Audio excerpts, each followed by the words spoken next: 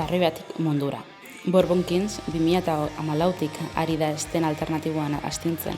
Ez dira talde arrunta, ez dute bide erreza aurkeratu. Rap metal eta nu metal estiloetan murgildurik hasieratik erakutsi zuten zerbait handia zetorrela. Soinu klasikoen oihartzunak dituzte abia puntu, baina euren proposamena beti izan da garaikidea, oldarkorra eta nortasun handikoa. Scratch zorrotzak, riff gordinak eta mezu zuzenak nahasten dituzte, beti esplorazio eta berrasmatzen. Euren diskoek erakutsi dute bilakaera artistiko sendoa, hasierako eztandatik heldutasunaren erdigunera, ausardiaz eta soinuzko potentziaz betetako lanetara. Ez dira modaren menpe ibili, euren bidea urratu dute, zaratatik eta konbikzioz. Eta orain, begirada aurrera jarraituta, dator Pay to Win. Aspalditik espero zen diskua, soinuzko eroso berri bat, holtza gaineko presentzia bortitz eta dardaratsuarekin. Ez dute ezer berririk asmatu, baina dena berrasmatzen dute. Bourbon Kings ez dira bakarrik entzuten, bizitzen dira. Eta entzule bakoitzarekin esperientza bat partekatzen dute. Gorputzean seditzen den soinua, zainetatik barura sartzen den musika.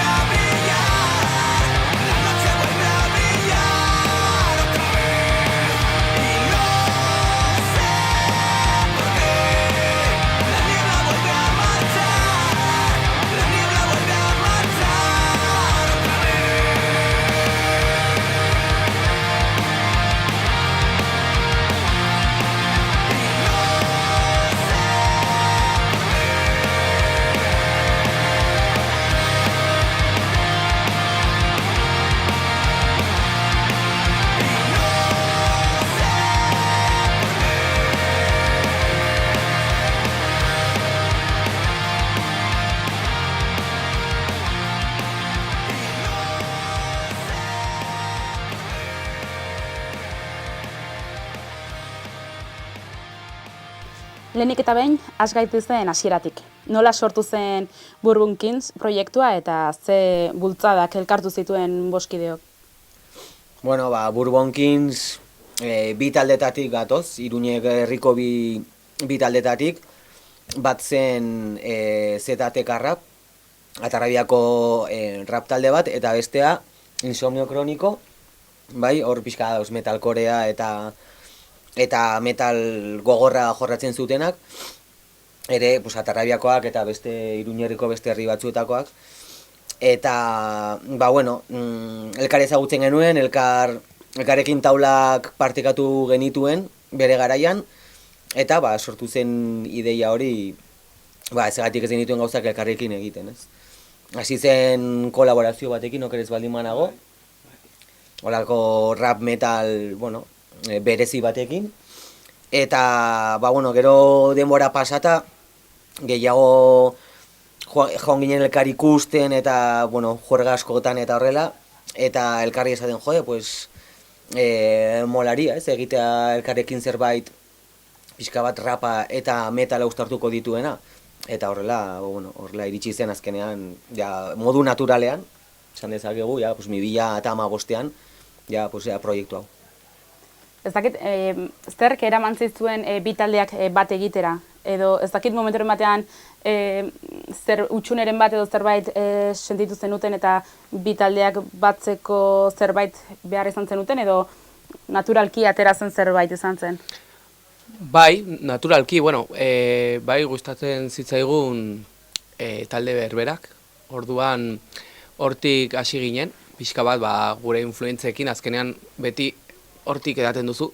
Baina beti hori, egiten ateatzen zaiguna, pentsatu gabe ere zerbait esklusibo izatea. Orduan, Eta nik uste dut gainera, bueno, talde bakoitzak ere bere ibilbidea pixka bat uste dut egina jazeukala, ez? Bai.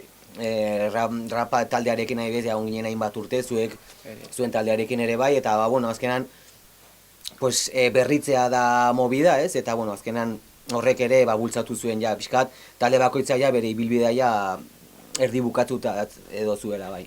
Berrikuntzaran duzu, ez dakit ze puntu komunak eta berrikuntzak senditu dituztenez, bi taldeak elkartzerakoan? Bai, bueno, Julenek esan duen bezala, bi taldeetako kideek genituen, bueno, influentzia konkretuak, baina batzen gintuzten influentzia berak ere bai, eta hori zen, 80. hamarkadaren bukaeran eta 2000aren hasieran egon zen musika mota bat edo talde pila bat sortu ziren mugimendu batean, nu metal deritzona, eta bio bagenituen influentziak talde hoienak, bai? Eta berrikuntza, esan dute, azkenan gu gentozen rap movida da oso ezberdina, esan dute, ez duzu bandarik, ez duzu instrumenturik, eta orduan, sortzeko orduan edo zuzeneko bat prestatzeko orduan movida da oso ezberdina, orduan berrikuntza, guretzako bintzat oso berrikuntza handia izan duzen, eta zuentzako ere izan zen. Azkenean elektronika sartzea instrumentuetan arrebes, ez, justo. Ere ikasi behar da, pixka bat, besteak entzuten denak ongi lotzeko edo... Bai, ez da erraza, askotan. Ez da erraza. Nu metala aipatu duzu, ez dakit zuen, estiloa rap metal, nu metal nasketa bat, baina badu nortasun propioa errango nuke. Ez dakit nola lortu duzuen oreka hori? Nahi gabe, nik uste dut. Bi elementuak batuta, bai rapa eta bai metala, eta gero bai, bueno, elektronika eta sampleak eta olako movida nu metalean ja erabiltzen zirenak lehen, rap metala ere, nu metalaren barnean ere bazegoen bere garaian, orduan, bueno, elementu guztiak, esan dut ez dugu ezer berririk egin, ja movida hoia existitzen zen.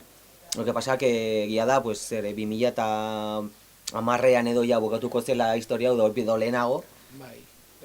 Eta ordutik, pues, ez dela ere asko bizitu eta ez direla olako talde asko atera ondoren. Bai, geratzen direnak gutxi dira. Bai. Eta hemen Euskal Herri mailan nik ez dut ezagutzen. Bueno, bai, baten bat, bai, Nukore eta... Nukore, bueno, bai, baina esaten dut, talde agian famatuak edo handiak. Ez ditu... A ber, berritxarrakek bere garaian ikasten dizka, eskuak ukabilak, libre, iruzpalau dizka, jaio musikael inkluso, musika hori jorratzen zuen, edo hortik asko edaten zuen Deftones bezalako taldeetatik, influentzia argia zituen, bai. Ez dakit erantzun dugun. Ez, bai, ez, utzi diazue pixka bat harrituta ez nuen, ez dut inoiz ikusi berritxarrak, eta entzun dut pila bat, eta pila bat. Ikusiko zenuen, zenolako... Jartzen zara Deftones, abesti batzuk, eta jartzen zara berritxarrak, eta esaten dutu, ostras. Abesteko moduan ez, baina musika da ikaragarri, influentzia argia ditu. Bai, eta ikusiko duzun, berritxarrak adibidez, berritxarrakek izan du joera bat bere musikan asko aldatu da. Bukaerako berritxarrak etzen hasierako berritxarrak, ez da erdiko berritxarrak ere orduan. Beraiek ere, segun eta ze garaietan atera dituzten dizka, influentzia horiek izan dituzte. Gu, geratu ginen anklauta eta hartu, hango garaitik jarraitzen dugu ateratzen. Bueno, pixka bat, baina berritu dugu, bai. Ere berritzen gara, orduan.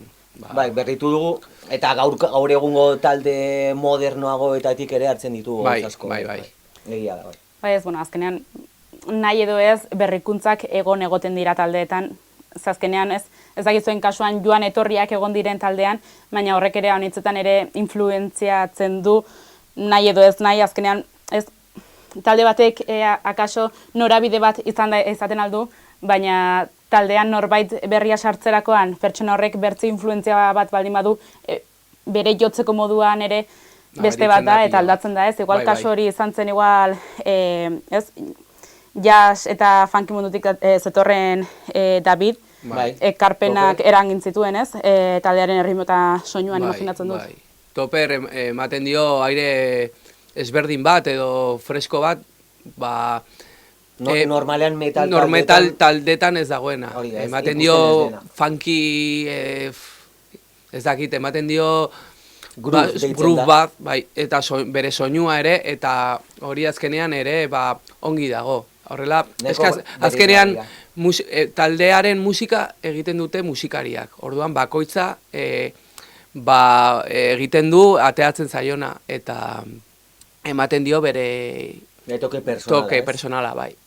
Orduan, bai, nabaritzen dela, orain, Toper utzi duela denboraldi batean deskantsu bat, bai.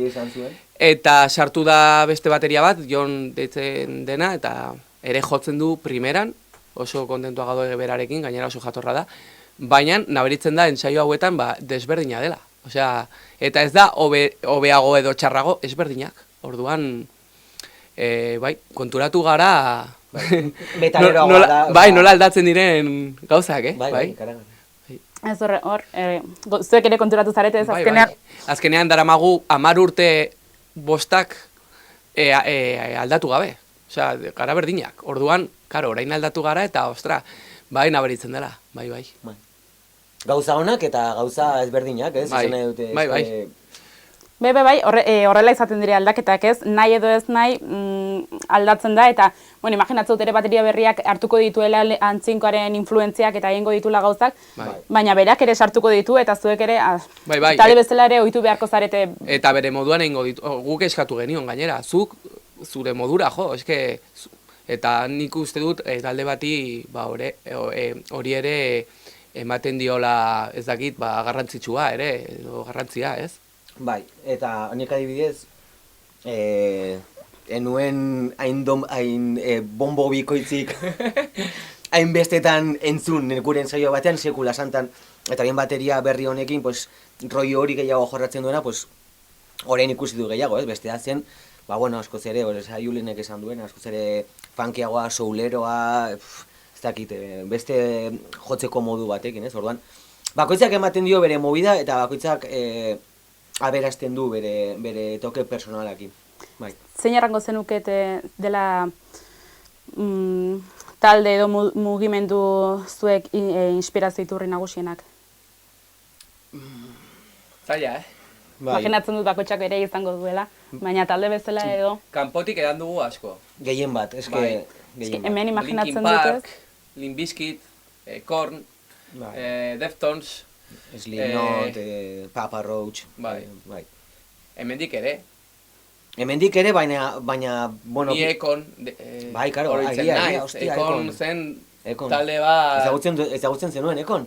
Ez? Ekonek movida hau, desberdina, baina garai horretakoa da, eta Euskal Herriko, bai, Jauzi Lowly, adibidez. Jauzi Lowly ere, bai. Igual akaso kanpoko izenak gehiago ditut, en plan, erranditu zuenak, igual, bai, bira bai, hau ezagutze dut hau bai. Edo berri txarrak, berri txarrak bere, garai horretako berri txarrak adibidez, bai.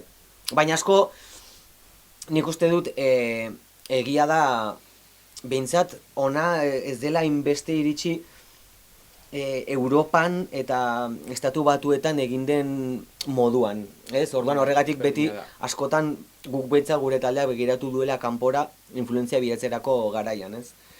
Ez dakit zergatik, ez da iritsi modu berean historioana eta hemen egin dutenek bere toke personala eman diote, baina ez dira hainbeste hurbildu han edo Frantzian adibidez edo Alemanian egin denaz, bai.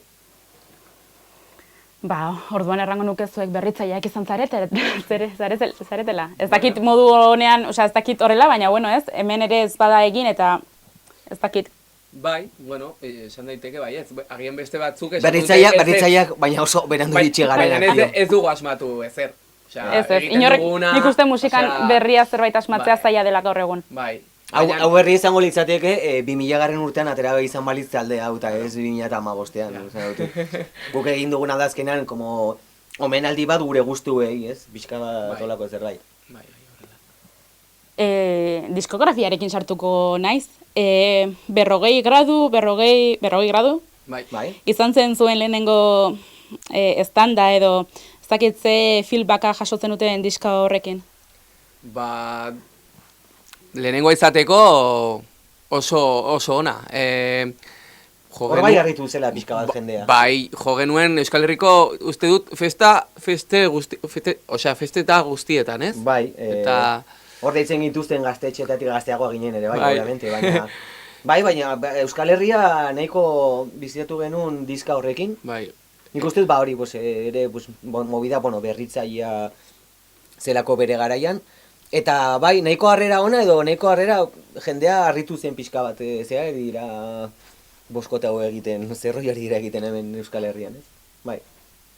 Eta zuek ere harritu zineten. Osea, jendea harritu zen, eta zuek harritu zineten ere jendearen horrela hartzea zuen lana?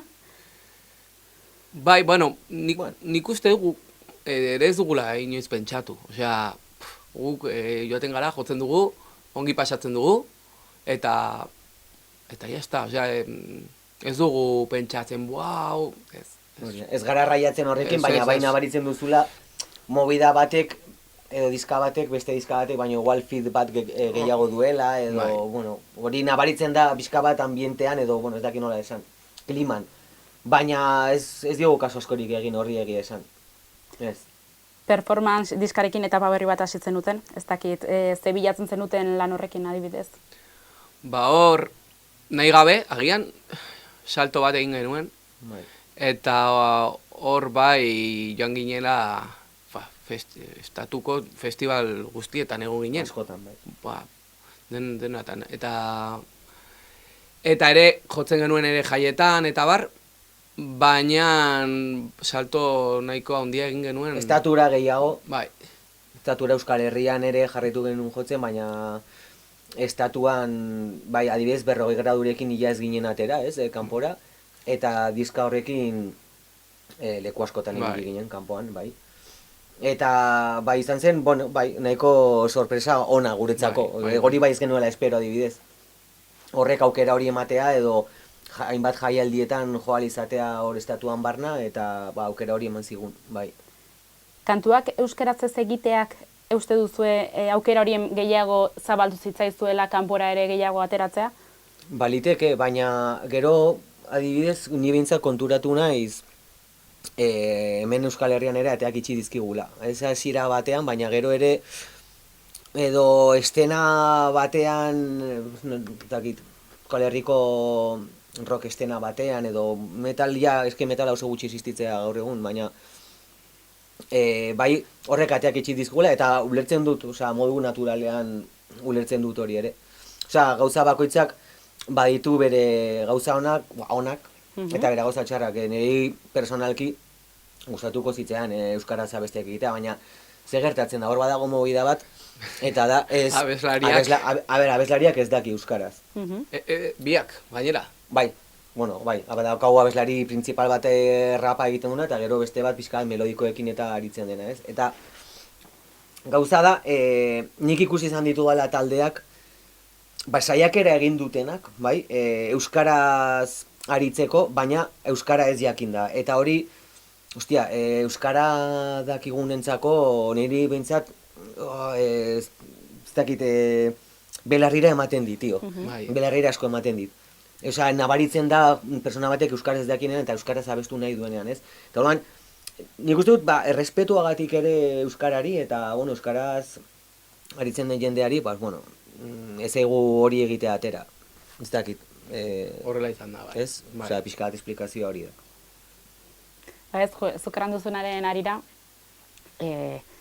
talde batekin elkarrezketa batean, hasi baino lehen, nik erran nien, ez? Batek errantziaten bakarrik batek zekiela euskaraz, eta erran nuen, euskarazko kantak badituzte.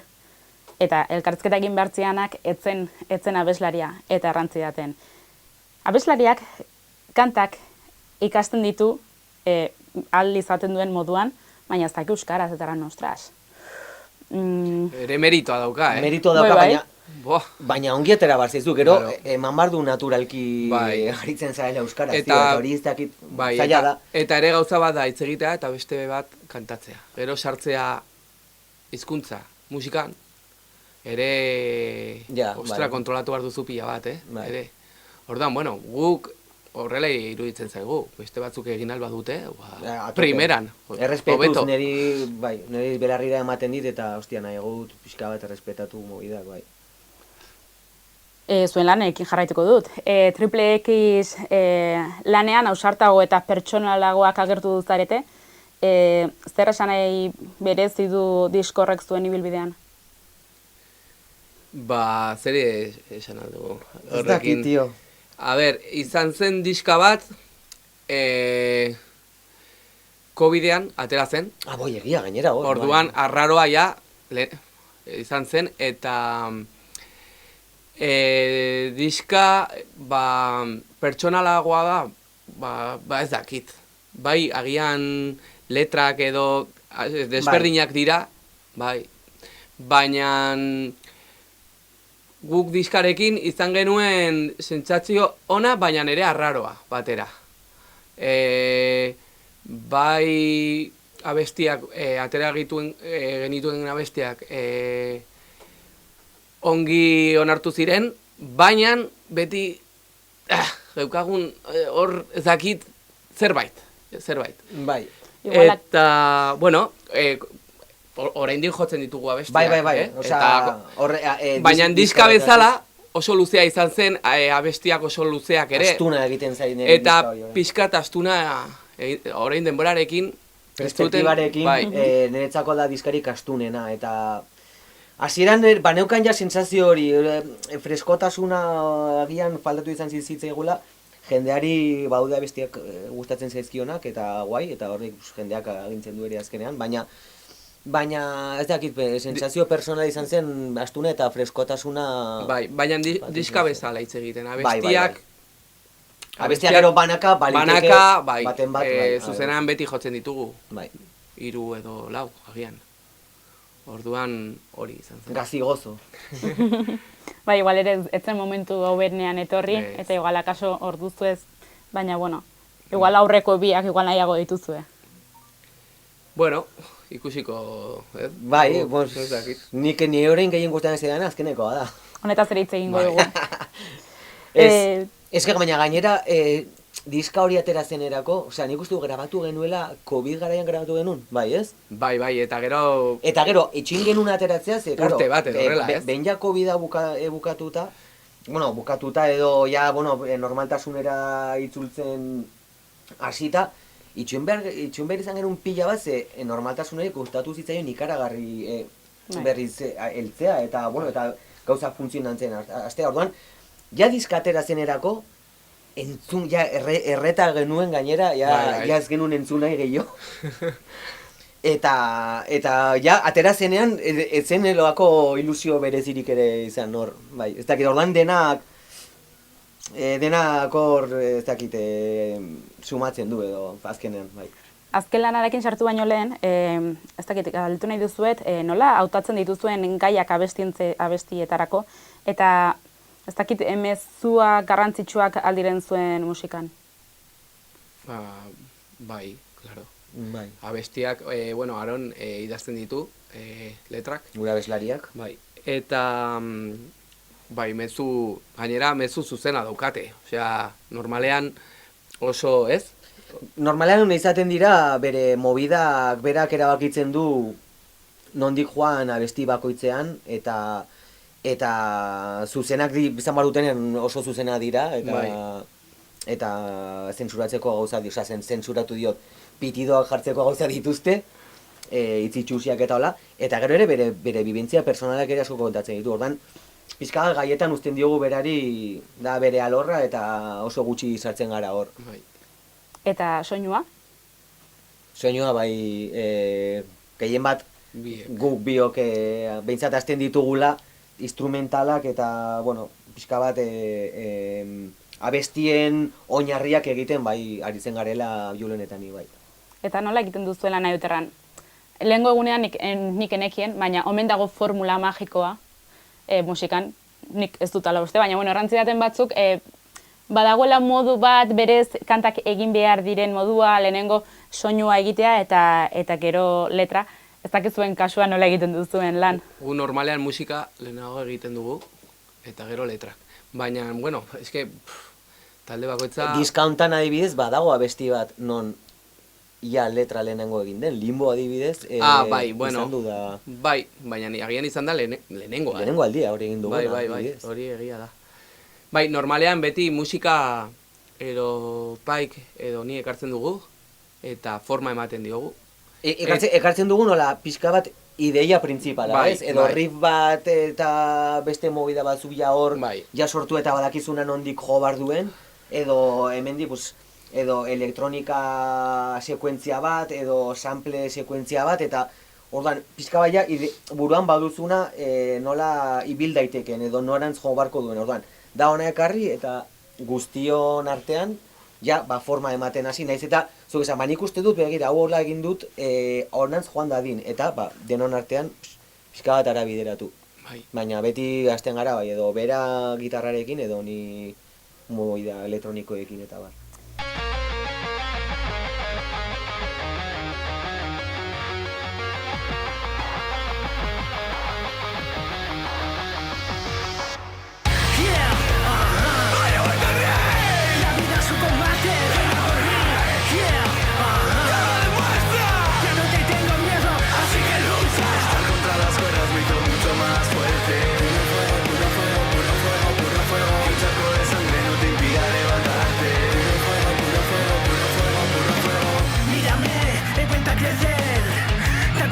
Entre la espada y la pared han hecho de mí una persona sin miedo a sufrir. De cada piedra, cada golpe, cada palo en el camino que me hicieron tropezar.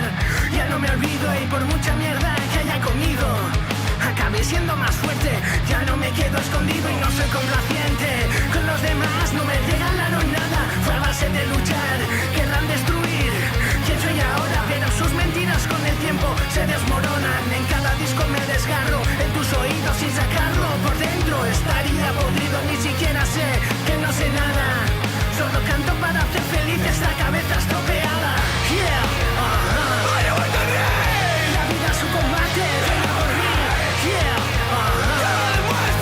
ya no te tengo miedo, así que lucha. Estar contra las cuerdas me hizo mucho más fuerte. Puro fuego, puro fuego, puro fuego, puro fuego. Un charco de sangre no te impida levantarte. Puro fuego, puro fuego, puro fuego, puro fuego. No me extrañaría cualquier día volverme loco si siempre estoy comiéndome el coco, pero acepto el dolor para sentirme vivo. Cuando siento escalofríos más me desinhibo y encerrado el corazón en mi prisión encontré con vosotros mi motivación. Y en esta partida voy de farol, la tenía perdida, pero hice creer que no. Cuando pude porque pude, cuando quise porque quise, cuando tuve porque tuve, cuando supe porque supe. Si no quise no pude, no tuve, no supe, también lo visteis mal.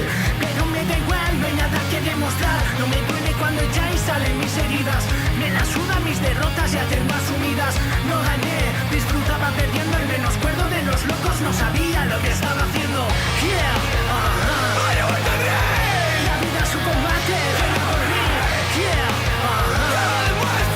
ya no te tengo miedo, así que lucha. Estar contra las cuerdas me hizo mucho más fuerte. Puro fuego, puro fuego, puro fuego, puro fuego. Un charco de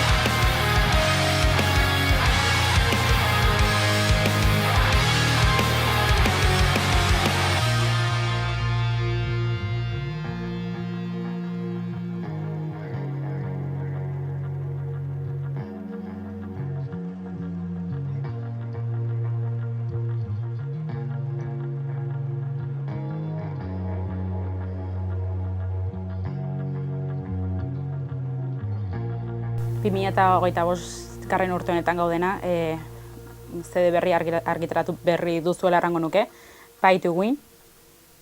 Ez espero dezakete entzuleak disko honetaz. Ba, disko motza, Bai, azteko.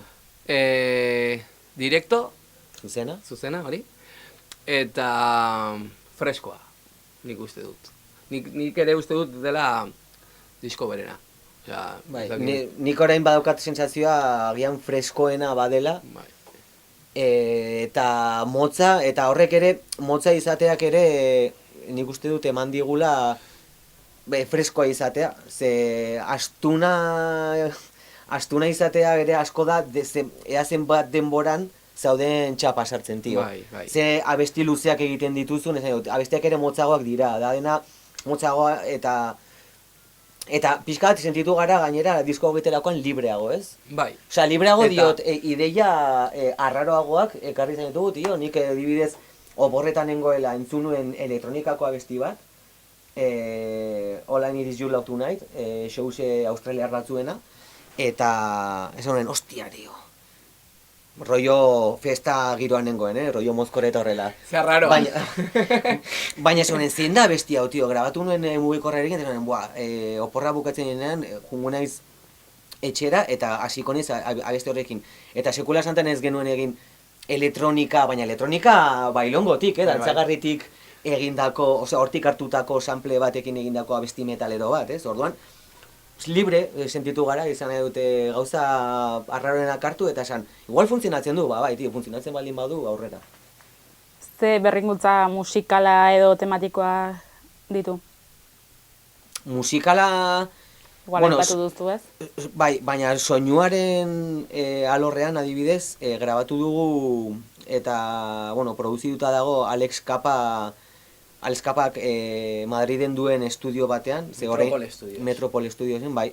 Ze orain arte hemen, Iruñarrian egiten duen Iker Piedrafitarekin, eta izan da lehenengo aldean on esan dugun, pixka bat soinua aldatzeagatik ea zer moduz ea nola datorkigun, ze tipo ezagutzen genuen Insomniokorekin aritu Grabatu izan genuen, zen. bai. Bera, eta bera erreferente bat da estatu mailan metal munduan izan da, ez? Metal Bai, berri orain munduan. trapen, baina bai. Orain beste movida barraro Bai. batzuk egite ditu, bai. Osea, Bai, bai. arraro, osea, trap munduan eta ja bada hor pasatzen dira olako personaiak handik estudio haietatik. Eta, esan genion, pixka bat bota genion, zurekin diska bat grabatu nahiko genuke. Eta baietz esan zigun, eta ara jun ginen. Orduan, horrek eman dio beste soinu bat, eta beste grabatzeko modu bat, eta Beste kolore bat. beste kolore bat ezberdina beste diska guztiek ez dutena. Eta berrikuntza handiena, lehen komentatu dugun sorkuntzan, eta ere produkzioan, Alex Kaparekin Madrien egin genuen mobide hartan, sobre todo handago, ez? Bai. Tituluak ere badu kritika kutsua, ez dakit zein da lan berri honen mezu nagusia? Eske hori justu juntatu zara soinuaren bifrikeekin eta hitzen munduarekin zerikusi gutxirik dutenekin. Osea, hori azkenean abeslariaren mobide izan duzen, berak sortu zin idea, nik badakit Pay to Win azkenean jerga gamerretatik datorren mobida badela, pues, Ordaindu irabazteko, ez? hori da, Azkenean esan nahi du. da como kritika bat bizitza hontan diru gehiago baldin baduzu edo ordaintzen baldin baduzu aukera gehiago izango dituzu gauzak egiteko, ez? Eta hori da, estrapolatzea jerga gamer hori, gure egunerokotasunera eta eske bizitzakola funtzionatzen du, osea. Eta gero eta gehiago, ez? Orduan, kritika. Zuen kontzertuak energiaz beteta daudela errango nuke. Ez dakit nolako esperientzia izaten den zuentzat zuzenekoetan jotzea. Ba, festa bat. Bai. Osea, kontzertua ikusi daiteke, musika eta, baina normalean guk ikusten dugunean Bourbon Kingseko kontzertu bat, beti esaten dugu izan behar dela festa bat. Eta, Bourbon botila bat ateatzen dugu ere, txupitoak jendeari emateko. Bai, osea, da partekatzeko dena, osea, bai. rollo jendearekin edateko guztien artean eta festa bat izateko. Orduan, nik uste du, importantena dela hori, jendearekin, hori izatea harreman hori ez, edo nola esango nuke. Bai, bai, ez? izan da bila festa bat, eta gero, adibidez guk zuzenekoak prestatzen ditugu horretan pentsatzen. Osea, ez rollo, niri personalki gustatzen zaita beste bat baino gehiago, eta nik hau jo nahi dut, keba. Osea, guk pentsatzen dugu nola egin festa bat Bai. jendearekin, eta horren arabera aukeratzen ditugu abestiak. Eta izan behar dute, hasi behar dugu adibidez indartsu, baina gero izan dezala bajoi bat, ze azkenengo gorakada izateko jeitsi behar duzu lehenengo, ze bestela beti goian egoten baldin bazara, ez dago gorakadarik, ez? Orduan, olako gauzak eta prestatzen ibiltzen gara, eta bueno, zuk gehien bat olako mobidak egiten dituzu, osea, prestatzen dituzu. Bai, tokatzen zait hori egitea, baina, bueno, horrela pentsatzen dugu. Bai. Normalean, kontzertuak, hori, 3 fase horiek dauka. Gogorasi, jeitsi gero pixka bat, eta, bueno, abesti agian, pertsonalagoak edo lasaiagoak egitea ere, ez dakit, jendea egoteko rato guztian salto agian, Claro. Eta gero, bukatzerakoan ja, Izan behar desfase. dituzte bere gorakadak Bai. eta bere berakadak, bai. Zein izan da orain arteko zuzeneko bereziena, zuentzat? azkenekoa, Ez, Orain arteko. orain arteko zuzeneko bereziena. 10 urtetan, Bai. ostra, zaila, Asko egon dira, Ez dakigu. A ber, festivalak beti dira la leche, bez? Jende pila bat dagoelako, baina ni geratzen naiz salako kontzertuekin. Azkenean da zure kontzertua eta jendea joaten da zuri ikustera. Ez du ikusten 10.000 talde gehiago.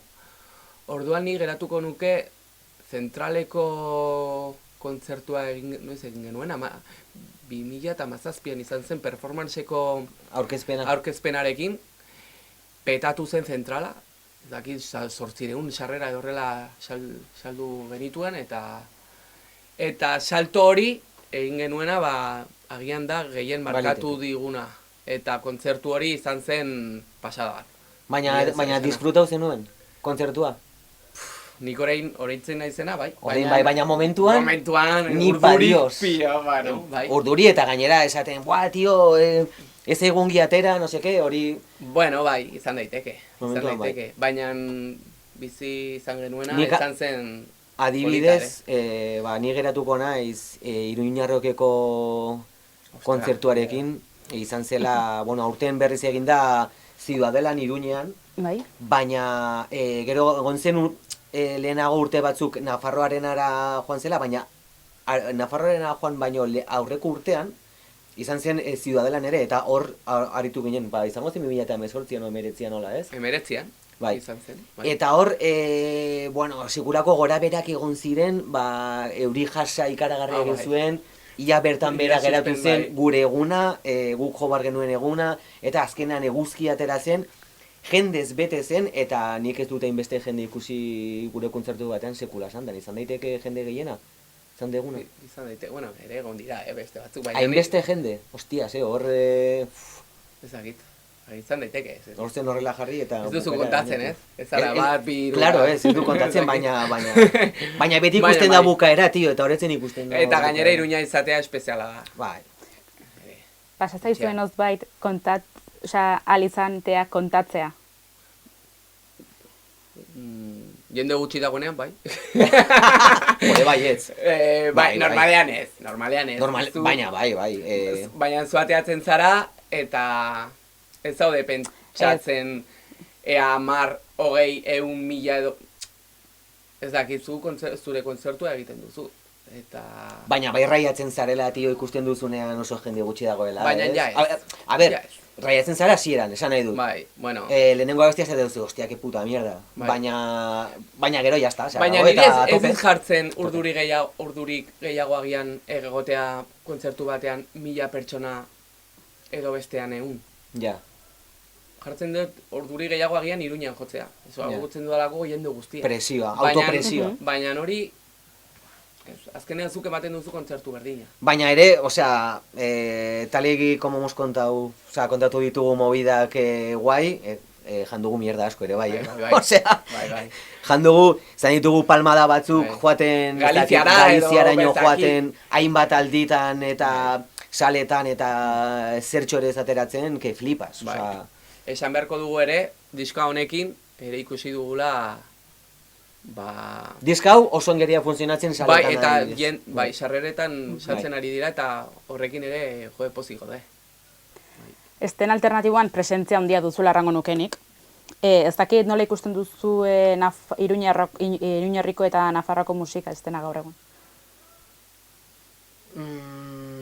Pues que denetarik dago, tio. Claro, gure estiloan hitz egiten baduzu, Gure estiloan ez dago ezer, ez? oso Oso gutxi. gutxi. oso Pare bat gutxi. talde, 3 talde, 4 talde Bai. egongo gara, tio, Bai. oso gutxi. Baina gero baude beste estena batzuk, bueno, orain duela gutxi egon den loraldia edo, esango genuke, pues, hor agertu direla talde pila bat, Thatchers, Chill Mafia, ez dakit, Nasker, orain, bueno, badaude talde pila bat, agertzen direnak ez direla gure estenakoak, baina esaten duzula, ostia, ze talde honak eta ze movida guapoa sortzen ari den hemen, Iruñean, bereziki, eta Iruñerrian, bai. Eta sortzea. Azkenean estiloa, bueno, Estiloa gehiago, osea, berdin estilo du. hori berdin du. Azkenean da, ere jendea kultura pixkat, Bai. ez? Eta musika eta entzutea. Eta bihurtzea horlako jendea referente bezala, hauek dira referenteak ja. Eta jende gaztea gainera. Eta jendea gaztea, Hor tio. dagoela. Bai. Eta, hori oso pozgarria da, oso. Ez dakit, hau igual zerbait pertsonalagoa da nire ikuspuntutik, baina ez dakit, nabaritu duzuen edo nabaritzen ari zareten gaur egun sortzen ari diren talde batzuk edo sortu nahi duten taldeak, gazteak edo, ja, hasieratik zerbait izan nahi duten sensazio hori dutela, ez dakit gaur egungo panorama ikusten ari naiz, edo horrela nabaritzen dut, zerbait saltzen ari digutena niretzako, nire euskal musika panoraman ez zegoela gaur egun arte. Ez dakit pasatzen den gaur egun taldeak sortzerako orduan zerbait egiteko, aisialdirako, ez? Ikustut gaur egun sortzen ari diren taldeak, ja berez, hasieratik zerbait izan nahi dutela, norbait izan nahi dutena. Bai, pasatu nahi dutela zerotik egunera, ez? Hori pixka bat gainera gaur egun saltzen dena, ez? Rollo ikusten baldin badituzu ja referente mundialak. Eta sare sozialetan horrela mugitzen da. Horrela mugitzen da movida. Da dena erakustea, ez? Begira erakustea, baina ere egin behar den lan atzetik, bagian ez da berbera. Nik uste dut lehen... Lana eta ongi pasatzea, tio. Bai, ere. Bi movidak. Nik uste dut lehen talde bat agian ateatzeko, guk geratu zenbat, urte bat egon ginen atera gabe. Dena, ez dakit, talde bat sortu arte, azkenean horrela egiten da. Ez genuen bi entsaio egin eta jotzera joan. Gaur egun nik uste dut, ja, nola da dena inazkarra, dena, dena atoaletxe, ez? Ezberdina da. Nik ez nahi dut esan txarragoa dela, baina ezberdina. Nik niretzako disfrutatzeko aukera asko ere gutxiago ematen du horrek. Eske azkenan ez baldin baduzu bidean gozatzen eta disfrutatzen egiten ari zarenaz, niretzako, de hecho, luke ez da zentzurik izango, tio. Osea, egitea gauzak izan da, ateratzeko mobidak, osea, disfrutatu gabe, eta hori atera ondoren beste gauza baten jarriko naiz, eta eska hori da kanpotik saldu dutena, eta referente mundialek saltzen ari direna, eta pintzat ez dator nirekin bat. Horrela da bai, nirekin ere. Urte, hau nintzutara matzazue musika estenan, ez dakit, imaginatzu dut, erronkak ibilbidean ere izan dituzuela. Bilo bat. Denak. Bilo bat, bai. Gaur egun, baina hau ere ez da esateko gure taldearekin ikusita. Osea, talde txiki guztiak, eman behar dira kolpeak, ez? Ez dakit, ateratzeko, problemak, ez dakit, ongi eramateko ere. Eta nik beti esaten dut musikan oso polita dena ikusten duzuna eszenatoki gainean, ez? baina atzean dagoena eta lan pilo bat dauka, momentu bakoitza agian zaila da, eta, bueno, ere dauka bere modu ona ikustea, ez? Eta modu txarra, baina zaila da ere, zaila da, ez da dena inpolita. Eta hori, esaten dudana, talde txikiak azkenean sufritzen dugu askoz gehiago nik uste dut, haundiak baino. Haundiak normalean ongi ateatzen zaio guztia, baina txikiei kontzertu bat ongi ateatzeko egin behar dute, soinuan txaiatu, furgoneta eraman, negoziatu, ez dakit, denetarik, ez? Eta hori gainera, obviamente, jakinda ez dela zure lana. Ez dela zure lan principala. Hori, astelenean joan barzela lanera. Efectivamente. Hori egiten duzu, behin ja lanetik aterata, tio. Orduan, horrek eskatzen du, sakrifizio bat, nik gustora egiten dudana, nik personalki, tio.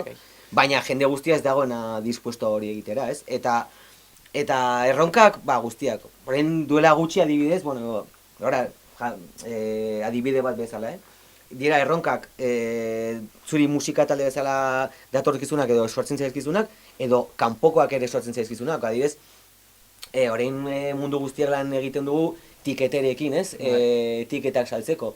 Orain izan dugu duela gutxi arazo bat tiketera batekin, nahiko ezaguna dena ja sareetan eta sareratu dena, eta hori kudeatzen gabiltza, orduan, ikus dezazun, arazoak ez dira inoiz geratzen, beti agertuko dira.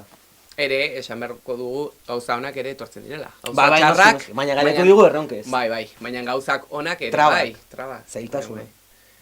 Orduan ere, esan nahi dugu ere, norbait talde bat lortu nahi badu, oso polita dela ere, ez dakit nik, oroitzen naiz eta daukat, momentu onak, ez? Orduan ere... Azkenean da zure bizitza, tio, bai.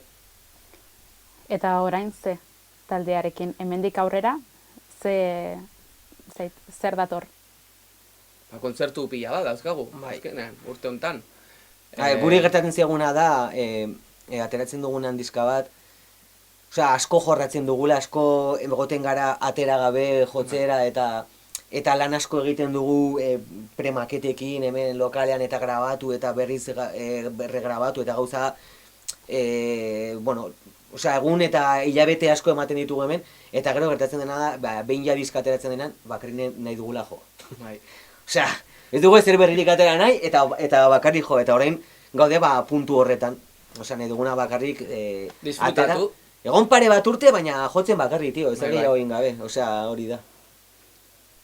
Esaldi hau osatzeko eskatzen badizuet, Bourbon Kings ez dira bakarrik entzuten baizik eta?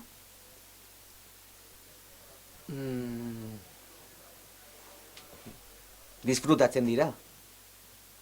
Nik bizitzen errango nuke. Bizitzen. Bai, bizitzen dira. Eta ez dakit entzulentzat mezurik? Beren bihotza irekitzeko metalari, tio. Gero eta jende gutxiago geratzen dela, eta ez dela hain agresiboa edo hain zaratatsua azkenean musika, dela gauza politak ere egiten direla hor, ez? Eta hori, irekitzeko atea musika mota honi, eta, aukerak emateko, hor musika egiten duten taldeei, hemen Euskal Herrian, talde txikiei ere bai, beti aukerak emateko. Eta horrela sortzen dela estena, tio. Estena bat ez dela sortzen aukerarik ematen ez baldin bada, orduan hori horrela dela. Nik nire azken galdera bat dut, baina hori egin baino lehen, zakit zerbait geratu zaigun ez dugun erran, zerbait digaitu nahi duzuen elkarrizketan taldeari buruz? Nik uste dut ez. Oso jendeari esan hori, musika edo kultura entzutea edo ikustea, ez? Eta hori, animatzea jendeari, ez? Musika maitatu, sarrerak erosi, ez izan rakanoak, diskak erosi, mertxana erosi. Hori da gure superviventzia kita, tio. Mertxan, sarrerak eta diska fisikoa, jazta. Kontzertuekin azkenean, sarrerekin ateratzen da, esan edute. Baina ere eduzu den ateratzen, baizik, eta baduzu mertxanan eza aldu, Bai. Akaso igual ere erratea ez direla bakarrik musika estenan lau talde ez, talde gehiago daudela ez, eta igual akaso ere oieri ere eman barratzaiola aukera bat oiek entzuteko eta oien gana ere apustu bat emateko ez akaso. Noski, eske men gure referenteak edo edonoren referenteak izan diren taldek, eta referenteak izan dira aukerak izan dituztelako. Aukerari gabe mundu honetan ez dago ezer, eta musika munduan bintzat. Eta relebo bat egon behar da. Eta relebo bat Azkenean, egon behar da. zuk ikusten duzu festivaleko kartelak eta goikoak beti berdinak dira, ez? Gure rolloan, ojo. Gure rolloan, bai. Beste movida berriago batzuetan ja badaude gazteak hor, baina adibidez gure rolloan juten zara Resurrection Fest batera edo olako jaialdi metaloetara, eta jarretzen dute duela 30 urteko berek izaten kartelburu. Beste hori aukera ematen digute eta juten gara, baina errelebo pausu hori, hostias, oso zailago. Eta hori jendea dauka, jendea azkenean du azken hitza, ez? Bai. Horretan, orduan animatu jendeari musika berria edo ezberdina edo entzutera.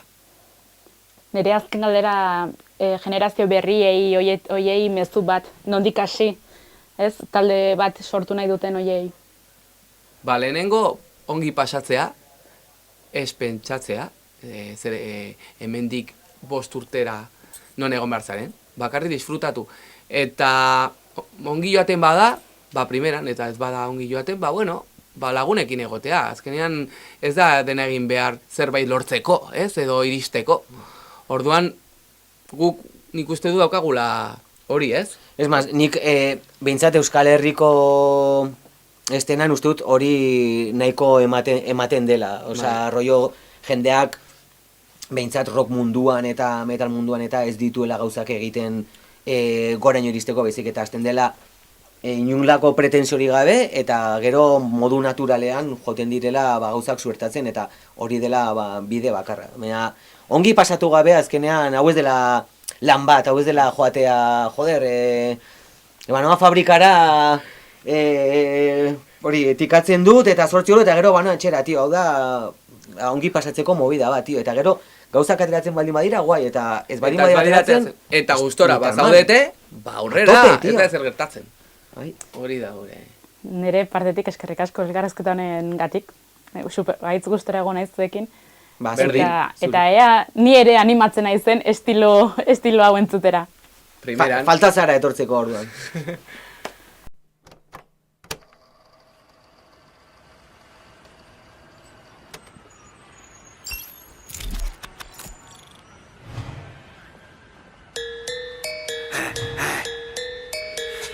Tengo la mente jodida, es así. El vasco borracho en el sur de Madrid. ¿Qué piensan de mí? Estoy loco, en fin. En Dick de los Harry con los Bourbon King. Fluyendo los Raycon debutan en Cream. Soy Jonathan Davis en Free con Alice. A los self-esteem como Dove Sprint. Y voy con mi hermano Aaron en el mic.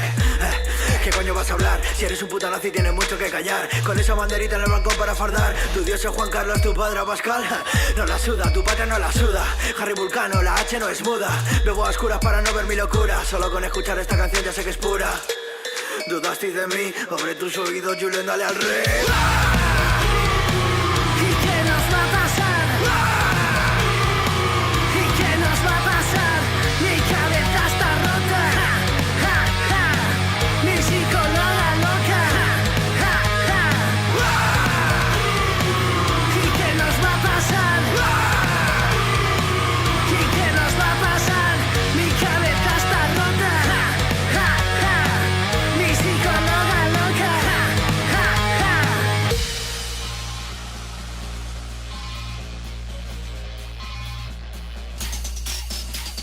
¿Qué voy a hacer? ¿Qué voy a hacer? Si me la ponen de mal a placer. Todos saben que nunca me corté con aquel que abusó de poder. ¿Qué voy a hacer? ¿Qué voy a hacer? Con mi micro no dejo de joder. Pero cuando la verdad ya nos gusta, no os la queréis creer.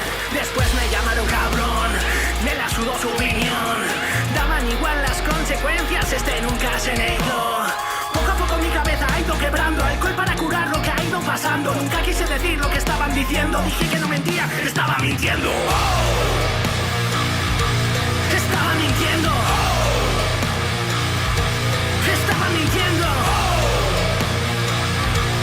Estaba mintiendo.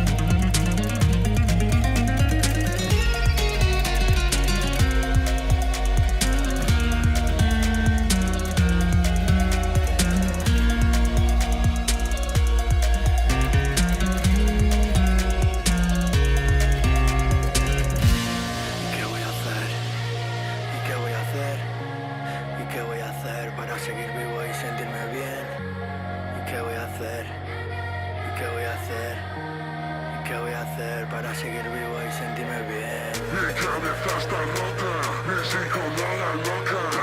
Ja, ja, ja, ja, ja. Mi cabeza está rota, mi psicología loca. Ja, ja, ja, ja, ja.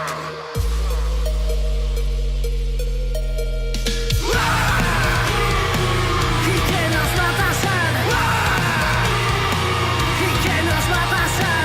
Mi cabeza está rota. Ja, ja, mi psicóloga loca. Ja, ja. ¿Y qué nos va a pasar? ¿Y qué nos va a pasar? Mi cabeza está rota. Ja, ja, mi psicóloga loca. Ja, ja.